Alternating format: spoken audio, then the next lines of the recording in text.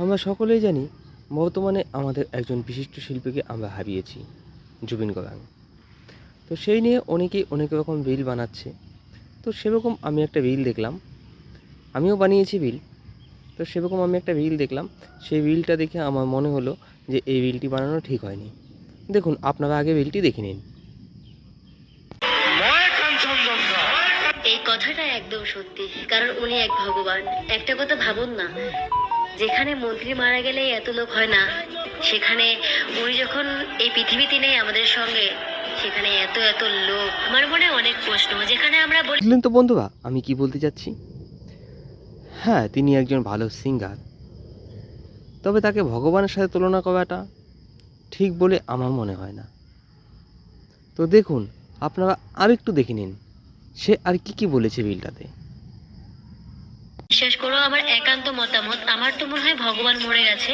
কিন্তু এটা প্রশ্ন অনেকেরই প্রশ্ন, যে একটা সিঙ্গারের জন্য এত মানুষ কাঁদছে কেন? আমরা তো প্রত্যেকেই মানুষ, মানুষ তো আমরা প্রত্যেকের জন্য কাঁদি না, আমরা বিশেষ কেউর জন্য কাঁদি। উনি হচ্ছেন সেই ব্যক্তি যাকে আমরা প্রত্যেকেই ভালোবাসি। উনার পরপর আর কি বলবো, উনি তো আমার জন্মের আগে থেকেই গান করে। তবে যাই হোক, উনি হয়তো আমার নিজস্ব কেউ না, তারপরে কেমন যেন একটা খারাপ। আমি তোমার মতামতকে এর জন্যই ভুল বলবো, কারণ কোনো মানুষকে ভগবানের সাথে তুলনা করা যায় না। ভগবান সে তো ভগবানই। কেন, ভগবানের কাজ কি গান করা? ভগবানের কাজ পৃথিবীকে চালনা করা। হ্যাঁ, এখন অনেকে অনেক রকম কথা বলবে।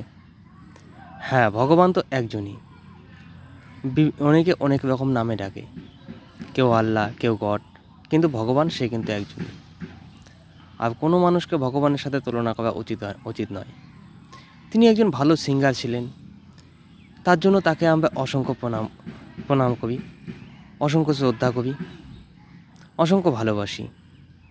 আমাদের সকলের ভালোবাসার একজন প্রিয় গায়ক, তার মধ্যে হয়তো মা সরস্বতী বাস করতেন, সেটা ঠিক, তবে তিনি ভগবান নয়। তিনি এখন আমাদের মাঝে নেই। কোথায় আছেন?